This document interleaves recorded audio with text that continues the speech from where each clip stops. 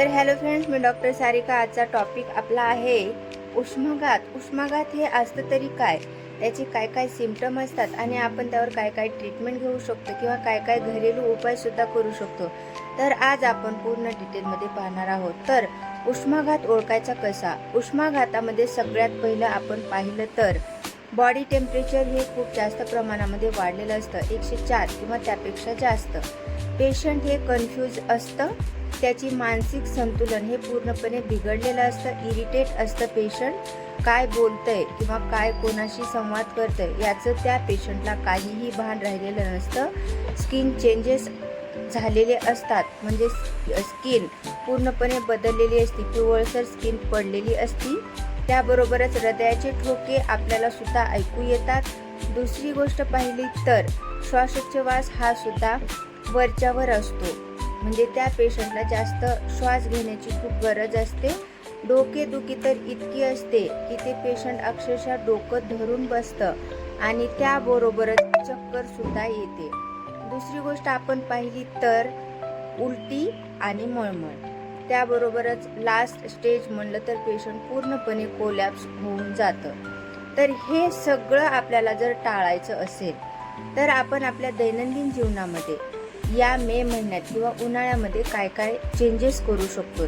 तर सगळ्यात पहिलं आपल्याला खूप सारं पाणी प्यायचं आहे। 8 ते 10 ग्लास आपण पाणी पिऊ शकतो। त्याबरोबरच आपला आहार हा लाईट ठेवायचा आहे, हलका आहार आपण घेऊ शकतो, पण संतुलित आहार असावा। दुसरी गोष्ट पाहिली तर 12 ते 3 किंवा 12 ते 4 या दरम्यान डायरेक्ट सनलाईटमध्ये किंवा उन्हामध्ये जाणं आपल्याला टाळायचं आहे। कपडे जर पाहिले तर लूज कपडे घालायचे आहेत आणि सुती कपडे आपण वापरू शकतो। त्याबरोबरच आपण स्किनसाठी सनस्क्रीन, सनग्लासेस वापरू शकतो। आपल्याला कोल्ड्रिंक्स जर प्यायचं असेल तर ताक पिऊ शकतो, लिंबू सरबत घेऊ शकतो, नारळ पाणी सुद्धा घेऊ शकतो। योगा, एक्सरसाइज हे सगळ्या गोष्टी करायच्या असतील तर आपला प्रेफरन्स सकाळी असावा किंवा संध्याकाळी असावा, दुपारी नसावा। कारण व्यायामामुळे आपल्या बॉडीतील पाणी कमी होऊ शकतं, डिहायड्रेशन होऊ शकतं आणि आपल्याला त्रास होऊ शकतो। तर ही झाली पूर्ण कन्सेप्ट हीट स्ट्रोकची।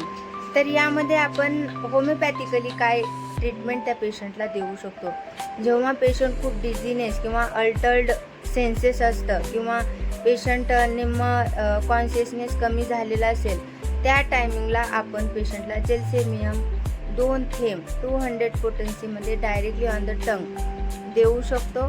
पेशंटला खूप छान आणि खूप चांगलं बरं वाटतं। जर पेशंटला खूप ताप आलेला असेल किंवा टेम्परेचर खूप वाढलेलं असेल तर आपण ॲकोनाइट 200 मध्ये देऊ शकतो।